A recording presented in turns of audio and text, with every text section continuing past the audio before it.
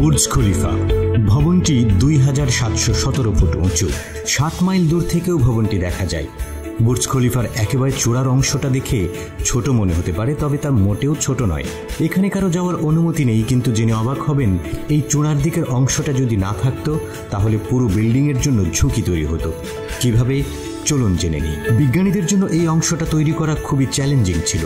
Burj খলিফার একেবারে উপরের এই অংশটা তৈরি হয়েছে 4000 টন স্টিল দিয়ে। এর উচ্চতা 244 মিটার। এর উপরে অ্যান্টেনার ওজনই 350 টন। যদি পুরো এই স্পায়ার বা চূড়াটাকে সরিয়ে দেওয়া হতো তবে বুর্জ খলিফার উচ্চতা 30% কমে যেত, আর তখন এর উচ্চতা হতো 585 মিটার। এই উচ্চতা পর্যন্তই মানুষজন যেতে পারে। এটি 154 তলায় অবস্থিত।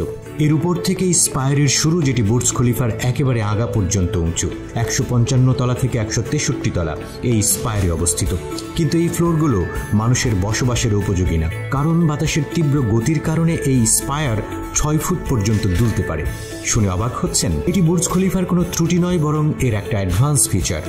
দুবাই সাগরের তীরে অবস্থিত বুর্জ খলিফা, সমুদ্রের ঝোড়ো বাতাস বয় এখানে। বুর্জ খলিফার একেবারে উপরের দিকে বাতাস ঘন্টায় 240 কিলোমিটার বেগে আঘাত হানে।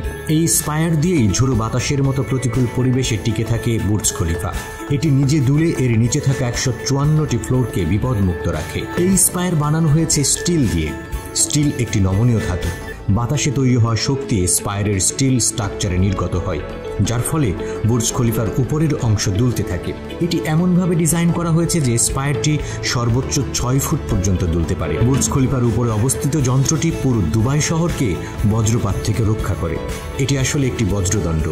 এর ভেতরে একটি সেন্সর রয়েছে যা বজ্রকে নিজের দিকে আকর্ষণ করে, আর স্টিলের ভেতর দিয়ে মিলিয়ন ভোল্টেজের চার্জ মাটিতে পৌঁছে যায়। বুর্জ খলিফা দুবাইয়ের অন্যান্য ভবনের চেয়ে বেশ উঁচু, যে কারণে এই বজ্রদণ্ড কেবল বুর্জ খলিফাকেই নয়, বরং দুবাইয়ের অন্যান্য ভবনগুলোকেও বজ্রপাতের আঘাত থেকে রক্ষা করে। এই ভবনের 1,74,000 বর্গমিটার দেয়াল জুড়ে রয়েছে বিশালাকার 26,000 শক্ত প্রতিসারক কাঁচ এবং অ্যালুমিনিয়ামের রং বেরঙের পাত।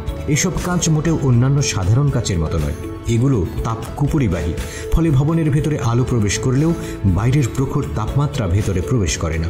আবার কাঁচগুলো সোলার প্যানেল হিসেবেও কাজ করে, ফলে সারাদিনের প্রখর রোদ্রে বেশ ভালো পরিমাণ বিদ্যুৎ উৎপন্ন হয়। তবে এই কাঁচ যে কেবল সূর্যের তেজ থেকেই রক্ষা করে তা কিন্তু নয়। বুর্জ খলিফার চূড়ার দিকে বাইরের তাপমাত্রা থাকে মাত্র 6 ডিগ্রি সেলসিয়াস। এক্ষেত্রে শীত নিরোধক হিসেবেও কাজ করে এই কাঁচগুলো। স্থাপত্যবিদ্যার এক অনন্য নিদর্শন বুর্জ খলিফা।